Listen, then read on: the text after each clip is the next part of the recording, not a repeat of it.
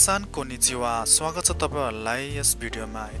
आज हामी शरीरका अंगहरू र शरीरका सामान्य समस्या बारेमा जापानी भाषामा सिक्ने छौं। साथै बिरामी हुँदा हामीले प्रयोग गर्न सक्ने वाक्यहरू पनि कसरी बोल्न सकिन्छ भनेर चाहिँ सिक्ने छौं। जस्ट हामी चाहिँ सेन्टेन्सलाई प्रयोग कसरी गर्न सकिन्छ भनेर यसै बारेमा आज कुरा गर्ने छौं र भिडियोलाई अघि बढाम है त। देवा हाजिमासियो र फर्स्ट फेजमा रहेको छ मेरो घाँटी दुखेको छ भन्नु पर्दाखेरि चाहिँ हामीले नोदोगा इताई देश है। नोदोगा इताई भनेको चाहिँ घाँटी दुखेको छ भन्दाखेरि चाहिँ नोदोगा इताई भन्ने शब्द हो है त, बुझ्नु पर्ने हुन्छ। र यसैगरी हामीले चाहिँ पेट दुखेको छ भन्नु पर्दाखेरि चाहिँ ओनाखागा इताई देश, मेरो पेट दुखेको छ भनेको चाहिँ बुझिन्छ है त। ओनाखागा इताई देश, पेट दुखेको छ, मेरो पेट दुखेको छ भन्दाखेरि चाहिँ ओनाखागा इताई देश भनेर भन्नुपर्ने हुन्छ है त। र यसैगरी हामीले चाहिँ मलाई ज्वरो आएको छ भन्नु पर्दाखेरि चाहिँ नेचुगा आरु, ज्वरो आएको छ भन्दाखेरि चाहिँ नेचुगा आरु भनेर भन्नुपर्ने हुन्छ है त। र यसैगरी मलाई खोकी लागेको छ भन्दाखेरि चाहिँ आई हेभ अ कफ भन्नु पर्दाखेरि चाहिँ सेकिगा देरु भनेको चाहिँ खोकी लागेको छ भनेर बुझ्नुपर्ने हुन्छ है त। हाना मिजुगा देरु भनेको चाहिँ मेरो नाकबाट सिगान बगिरहेको छ भनेर बुझ्नुपर्ने हुन्छ है त। हाना मिजुगा देरु भनेको चाहिँ सिगान बगिरहेको छ, नाकबाट सिगान बगिरहेको छ भन्दा युज हुने शब्द हो है त। र यसैगरी मलाई वाकवाकी लागिरहेको छ, वाकवाकी लागिरहेको छ भन्दाखेरि चाहिँ हाकिकेगा सुरु भनेको चाहिँ वाकवाकी लागिरहेको छ भनेर बुझिन्छ है त। अनि भोक लागेको छैन भन्दाखेरि चाहिँ स्योकु योकुगा नाइ, भोक लागेको छैन भन्दाखेरि चाहिँ स्योकु योकुगा नाइ भनेर भनिन्छ है त। र मेरो आँखा चिलाइरहेको छ भन्नु पर्दाखेरि चाहिँ मेगा खाउई भनेको चाहिँ आँखा चिलाइरहेको छ भनेर बुझिन्छ है त। र खुट्टा मर्कियो भन्दाखेरि चाहिँ मेरो खुट्टा मर्कियो भन्दाखेरि चाहिँ आसियो कुजिता भनेको चाहिँ खुट्टा मर्कियो भनेर बुझिन्छ है त। र यसैगरी हामीले चाहिँ टाउको ठोकिएको अवस्थामा चाहिँ टाउको ठोकियो भन्दाखेरि चाहिँ आतामाओ बुचुकेता भनेर भनिन्छ है त। मेरो टाउको ठोकियो भन्दाखेरि चाहिँ आतामाओ बुचुकेता भनेर भनिन्छ। र टाउको ठोकिएकोले म अस्पताल गएँ भन्दाखेरि चाहिँ आतामाओ बुचुकेता नोदे बियोने किमासिता भनेर भनिन्छ है त। आतामाओ बुचुकेता नोदे बियोने किमासिता है त। टाउको ठोकिएकोले म अस्पताल गएँ भनेर बुझिन्छ है त। र हाम्रो नेक्स्टमा रहेको छ खायोमा चाहिँ रहेको छ डाक्टर र पेसेन्ट्स बीचको संवाद है त। 病院での会話。こんにちは。どうしましたか？こんにちは。頭が痛いです。それから熱もあります。そうですか？いつから？昨日の夜からです。咳や喉の痛みはありますか？はい、少しあります。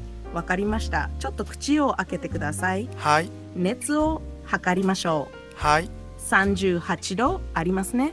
風邪だと思います。そうですか。薬を出します。毎日食事の後に飲んでください。はい、わかりました。今日はゆっくり休んでください。水をたくさん飲んでください。栄養のある食べ物を食べてください。早く寝てください。無理をしないでください。もし熱が下がらなかったらまた来てください。はい、ありがとうございます。お大事に。ありがとうございました。र यसै गरी हामीले हस्पिटलमा प्रयोग हुने शब्दहरू चाहिँ दोसिमासिताका भनेको चाहिँ के भयो भनेर बुझिन्छ है त। यसै गरी दोकोगा इताई देशका भनेको चाहिँ कहाँ दुखेको छ भन्ने बुझिन्छ है त। दोकोगा इताई देशका भनेको चाहिँ कहाँ दुखेको छ भन्ने बुझिन्छ। र इचुकारा देशका भनेको चाहिँ कहिलेदेखि हो भन्ने बुझिन्छ है त। इचुकारा देशका है त। समस्याको बारेमा सोद्धाखेरि इचुकारा देशका कहिलेदेखि हो भन्ने बुझिन्छ है त। र यसै गरी हामीलाई ज्वरो आएको बेलामा चाहिँ नेचुगा आरिमास्का, ज्वरो आएको छ हस्पिटलमा डाक्टरले नेचुगा आरिमास्का, ज्वरो आएको छ भनेर सोधिन्छ है त। र यसै गरी औषधि खानुभयो भन्दाखेरि चाहिँ कुसुरी ओ नोमिमासिताका भनेको चाहिँ औषधि खानुभयो भनेर बुझिन्छ है त।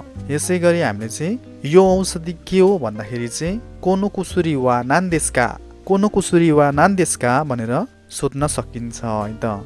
र यसै गरी कसरी खाने भन्दाखेरि चाहिँ दो यात्ते नोमिमास्का, दो यात्ते नोमिमास्का, कसरी खाने भनेर बुझिन्छ है त।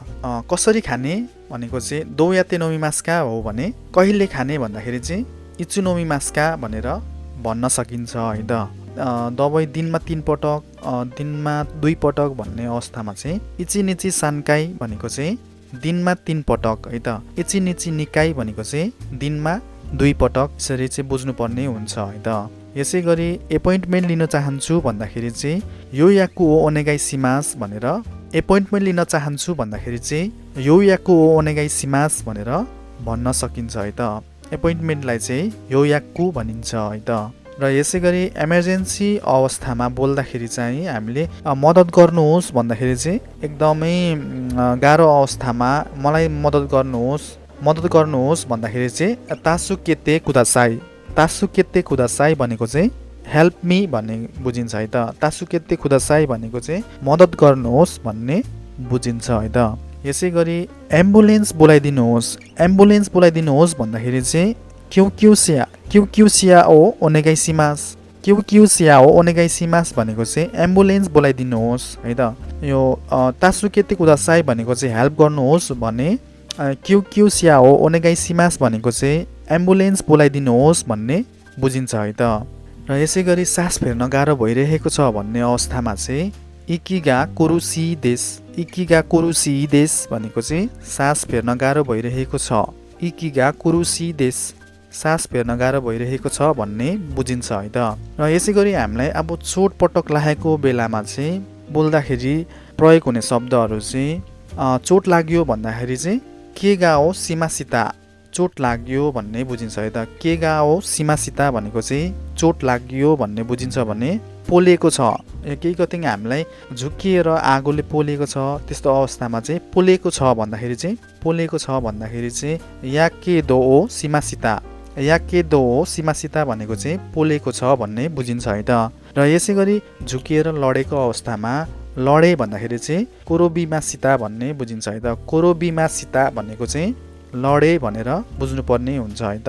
र यसै गरी रगत आइरहेको छ, झुकिएर हामीलाई अब हात काट्दाखेरि रगत आइरहेको छ भन्ने कन्डिसनमा चाहिँ चिगा देतेइमास भनेको चाहिँ रगत आइरहेको छ भन्ने बुझिन्छ है त। चिगा देतेइमास भनेको चाहिँ रगत आइरहेको छ भनेर बुझिन्छ है त। र यसै गरी शरीरको तापक्रमलाई चाहिँ बडी टेम्परेचरलाई चाहिँ ताइओन भनेर बुझिन्छ है त। ताइओन भनेको चाहिँ शरीरको तापक्रम भन्ने बुझिन्छ है त। र हामीलाई चाहिँ ज्वरो आएको समयमा चाहिँ नापिने थर्मोमिटरलाई चाहिँ ताइओन केही भनिन्छ है त। थर्मोमिटरलाई चाहिँ ताइओन केही भनिन्छ है त। र यसै गरी हामीले चाहिँ रोगबाट बच्ने प्रिभेन्सन है त, जस्तै हात धुन्छु, कुल्ला गर्छु, मास्क लगाउँछु भन्दाखेरि चाहिँ हात धुन्छुलाई चाहिँ तेओ आराइमास है त। तेओ आराइमास भनेको चाहिँ हात धुन्छु। कुल्ला गर्छु भन्दाखेरि चाहिँ उगाइओ सिमास, उगाइओ सिमास भनेको चाहिँ कुल्ला गर्छु भनेको है त।